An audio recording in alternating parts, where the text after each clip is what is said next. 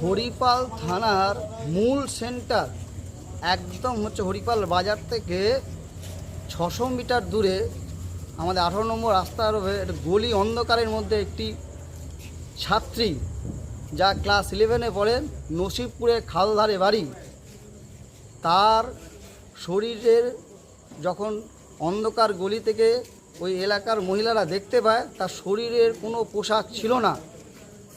এই ধরনের ঘটনা যা আমরা স্তম্ভিত হরিপালবাসী হিসেবে। আমাদের বক্তব্য সুনিশ্চিত, এই ঘটনার সাথে যারা যুক্ত তাদের শাস্তি দিতে হবে। এরকম একটা ক্লাস 11-এর ছাত্রীর উপর আমরা মনে করি যে শারীরিক নির্যাতন করা হয়েছে এবং সেই শারীরিক নির্যাতনে যারা দোষী তাদের শাস্তি দিতে হবে। এবং নসিবপুরের মেয়ে কিভাবে হচ্ছে হরিপালে এলো, কি কায়দায় নিয়ে আসা হলো, একটা গভীর রকমের হচ্ছে আমাদের অনেক রকমের প্রশ্ন।